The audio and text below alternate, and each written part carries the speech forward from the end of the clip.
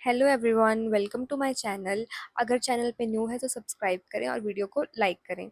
तो आज हम रोग निदान के सभी common common GIT disorders cover करने वाले हैं। सबसे फर्स्ट है हमारा dyspepsia. Dyspepsia is discomfort caused in upper abdomen. जो हमारा अपर एब्डोमेन होता है उसमें जो डिस्कम्फर्ट कॉज होगा उसको बोलते हैं हम लोग डिस्पेप्सिया। इसके कॉजेज क्या होते हैं? सबसे पहले कुछ भी हमारी जीआईटी की कोई भी डिसीज कुछ भी आ जाएगा तो सबसे मोस्ट कॉमन जो कॉजेज होते हैं वो हमारे खाने पीने से रिलेटेड होते हैं। जैसे ड्रिंकिंग और ईटिंग से लिंक्ड होता है ये, या कोई इन्फेक्शन हो जाए, इन्फेक्शन की वजह से होगा या मेडिकेशन की वजह से होगा। सिम्टम्स क्या होंगे इसके? डिस्कम्फर्ट होगा, हमारी अपर एब्डोमेन में हमें पेन पेन होगी, नोजिया होगा मतलब वॉमिट जैसा फील होगा, बर्पिंग होगी, डकार आएगी। इसके टू टाइप्स हैं, ऑर्गेनिक और फंक्शनल। जो ऑर्गेनिक है वो अल्सरेटिव है और जो फंक्शनल है वो नॉन अल्सरेटिव है। ऑर्गेनिक में क्या होता है? ये कौन सा था ऑर्गेनिक वाला? अल्सरेटिव। इसमें पेप्टिक अल्सर होगा, इसोफेजाइटिस मतलब इसोफेगस में इन्फ्लेमेशन होगी, सीलियक डिसीज होगी, पैनक्रियाटिस होगा, जीईआरडी होगा, gastrointestinal reflux disease, intolerance to food होगी कि हम कुछ खाएंगे तो हमारा गट उसे टॉलरेट नहीं कर पाएगा। और फंक्शनल डिस्पेप्सिया में क्या होता है? इसके कॉजेज हैं ओवर ईटिंग या eating too fast, anxiety, depression या स्पाइसी फूड। इसमें हमें अल्सर्स नहीं होता और इसमें हमें अल्सर्स होते हैं। फिर डायग्नोस्टिक इन्वेस्टिगेशंस, फिजिकल एग्जामिनेशन करेंगे तो हमें fullness, hardness, pain in upper abdomen feel होगी।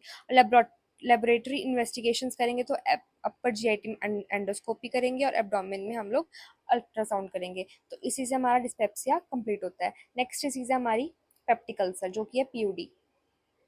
पीयूडी करके आता है इसमें, peptic ulcer disorder. A benign localised defect in mucus of any part of GIT, sorry, a benign localised defect in mucus of any part of GIT. GIT कहाँ से लेकर कहाँ तक होती है? माउथ से लेके एनएस तक।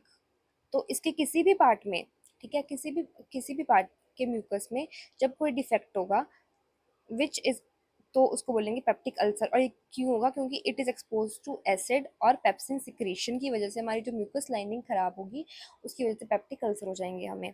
कॉजेज क्या है इसके? गैस्ट्राइटिस, गैस्ट्राइटिस की वजह से होता है, या बैक्टीरिया, हेलिकोबैक्टर पाइलोरी नाम का बैक्टीरिया होता है जिससे हमें गैस्ट्राइटिस होती है, और गैस्ट्राइटिस से हमें पेप्टिक अल्सर होते हैं। तो मेन कॉजिंग ऑर्गेनिज्म क्या है इसका? हेलिकोबैक्टर पाइलोरी, जिससे गैस्ट्राइटिस होगी और गैस्ट्राइटिस से हम लोगों को पीयूडी होगा। इसका और कॉज क्या है कि एक्सेसिव हम स्पाइसी फूड खा लेंगे तो हो सकता है। फिर नेक्स्ट है इसकी pathogenesis. Excessive gastric acid secretion and H pylori infection are main factors. इसके मेन फैक्टर्स क्या हैं कि या तो हमारी बॉडी में बहुत, हमारे स्टमक में बहुत ज़्यादा एसिड सेक्रेशन हो रही है जिससे हमारी म्यूकस लाइनिंग खराब हो रही है, या फिर हमें एच पाइलोरी बैक्टीरिया के कारण ये हो रहा है। तो PUD results from imbalance of protection factor and damaging factor. PUD किस वजह से होता है? कि जो हमारा प्रोटेक्शन फैक्टर है और डैमेजिंग फैक्टर है इसमें इम्बैलेंस हो जाएगा। तो हमारा प्रोटेक्शन फैक्टर क्या है? बाइकार्बोनेट्स और म्यूकस। और डैमेजिंग फैक्टर क्या है? एसिड और पेप्सिन। जब इन दोनों में हमें हो जाएगा इम्बैलेंस तो हमें पेप्टिक अल्सर्स हो जाएंगे। नेक्स्ट, इससे पेप्टिक अल्सर कंप्लीट होता है, सॉरी। नेक्स्ट है डायरिया, अतिसार, derived from Greek word flowing through, defined as passage of unusual loose और watery stools। की unusual loose या फिर watery stools होंगे typically at least 3 times in 24 hours according to WHO। कि WHO के according अगर हमें 24 hours में 3 बार लूज स्टूल्स आते हैं तो हम उसको डायरिया कंसिडर करेंगे। तो डायरिया के कॉजेज क्या हैं? सबसे पहले वायरल, रोटा वायरस कॉज करता है गैस्ट्रोइंटेराइटिस। फिर बैक्टीरियल कौन सा कॉज करता है? इकोलाई, विब्रियोकोलाई और सैल्मोनेला। कौन कौन से दो कॉज करते हैं? वायरल कौन सा है? Rota virus. और बैक्टीरिया कौन सा है? इकोलाई और विब्रियोकोली और सैल्मोनेला। और कॉज क्या है इसके? फूड इंटॉलरेंस है, एलर्जी, में किसी फूड से एलर्जी है या इंटॉलरेंस है तो हमें डायरिया हो जाएगा, या फिर हमें फूड पॉइजनिंग है, आईबीएस है, आईबीडी है, ये हम आगे पढ़ेंगे। एडवर्स इफेक्ट ऑफ मेडिसिन, कोई हमने मेडिसिन खा ली जिसकी वजह से हमारा हमें वो सूट नहीं की तो हमें डायरिया हो सकता है। फिर टाइप्स कौन से हैं? Acute, less than 2 weeks, example cholera. Cholera में 2 वीक से कम हमें होते हैं डायरिया, अक्यूट है। अक्यूट ब्लडी भी होता है, इसको बोलते हैं डायसेंट्री, की साथ में ब्लड भी आएगा। फिर परसिस्टेंट या क्रॉनिक, की जो ज़्यादा टाइम तक रुकता है उसको बोलते हैं परसिस्टेंट या फिर क्रॉनिक, वो होता है 2 से 4 वीक्स तक। सिम्टम्स क्या है इसके? Frequent loose bowel movements. Diarrhoea पता है आपको कि फ्रीक्वेंट मतलब बार बार लूज बाउल मूवमेंट्स होते हैं। आपको पेन होगा, फीवर होगा, नोजिया, हेडेक, डिहाइड्रेशन, ये सब कॉमन सिम्टम्स होते हैं, ये आप किसी भी डिसीज में फिट कर सकते हो।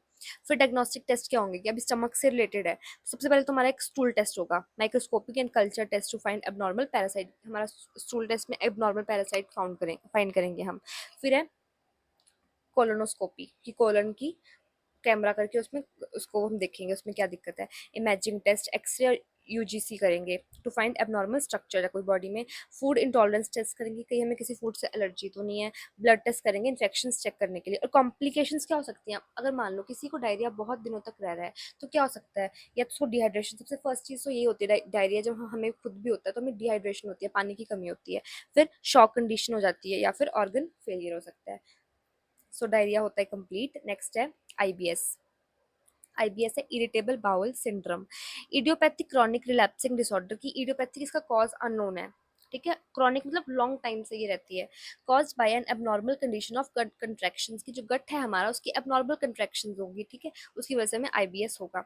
Increased gut sensations due to genetic tendency, या फिर हमें कोई जेनेटिक टेंडेंसी होगी हमारी फैमिली में, वो चलता आ रहा होगा तो उससे हमारी गट सेंसेशंस इंक्रीज होंगी। Imbalance of good bacteria in gut की जो गट में गुड बैक्टीरिया होता है उसका इम्बैलेंस होगा तो हमें आईबीएस हो सकता है।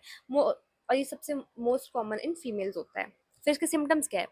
ब्लोटिंग होगी, पेट में भारीपन फील होगा, distension and pains in abdomen, abdomen में पेन फील होगी, डायरिया या कॉन्स्टिपेशन, या फिर दोनों हो सकती है, या तो उसको डायरिया होगा या कॉन्स्टिपेशन होगी या फिर दोनों हो सकता है। टॉक्सिसिटी, जीआईटी एबनॉर्मेलिटीज या साइकोलॉजिकल फीचर्स, कोई भी इनमें से इसके सिम्टम्स हो सकते हैं। इन्वेस्टिगेशंस क्या है? इसमें नो स्पेसिफिक लेबोरेटरी इन्वेस्टिगेशंस हैं। सो नेक्स्ट है सॉरी आईबीडी। आईबीडी का फुल फॉर्म क्या है? Inflammatory bowel disorders. आईबीएस की क्या थी? Inflammatory bowel syndrome. और आईबीडी की क्या है? Inflammatory bowel disorders. Sorry sorry sorry sorry sorry, इसकी है इरिटेबल बाउल सिंड्रोम और इसकी है irritable inflammatory bowel disorder. Sorry थोड़ी सी कंफ्यूजन हो गई थी। तो ये group of chronic inflammatory disorders है दैट अफेक्ट द जीआईटी। ये ग्रुप मतलब group of chronic inflammatory disorders, बहुत सारे कोई क्रॉनिक लॉन्ग टाइम से डिसऑर्डर्स चल रहे हैं इन्फ्लामेशन के कारण जो जीआईटी को अफेक्ट करते हैं। टाइप्स, दो टाइप्स हैं इसकी, अल्सरेटिव कोलाइटिस और क्रॉन्स डिसीज। अल्सरेटिव कोलाइटिस में क्या होता है? इन्फ्लामेशन होती है और अल्सर्स होती हैं इनर लाइनिंग ऑफ कॉलन और रेक्टम में। अल्सरेटिव कोलाइटिस कॉलन और रेक्टम की इनर लाइनिंग में हमें इन्फ्लेमेशन होती है। इसके कॉजेज हैं, अननोन कॉजेज है इसके। सिम्टम्स क्या है इसके? Diarrhoea, rectal bleeding, rectal pain, abdominal pain, bleeding, anaemia, weight loss, urgency to defecate, inability to defecate. ये इसका मेन फीचर है, बाकी तो आप लोग लिख लोगे, बट इसका मेन फीचर क्या है कि आपको डिफिकेट करने की अर्जेंसी फील होगी कि हाँ मुझे जाना है, बट आप डिफिकेट कर नहीं पाओगे। और क्रॉन्स डिसीज में क्या होता है? Found in terminal ileum, inflammation that can spread into deep layers of ileum, इसमें भी इन्फ्लेमेशन होती है। ऑटो इम्यून डिसऑर्डर है इसका कॉज है। सिम्टम क्या है? Persistent diarrhoea, fever, nausea, weight loss, lots of appetite. और इसमें होती है अर्जेंसी टू मूव बाउल्स कि हमें फील होगा कि हमें जाना है, बट इनकम्प्लीट बाउल इजैकुलेशन, हमारी जो बाउल इजैकुलेशन होगी वो कंप्लीट नहीं हो पाएगी। सो अगर आपको वीडियो हेल्पफुल लगी हो तो लाइक करो और चैनल को सब्सक्राइब करो। Thank you very much.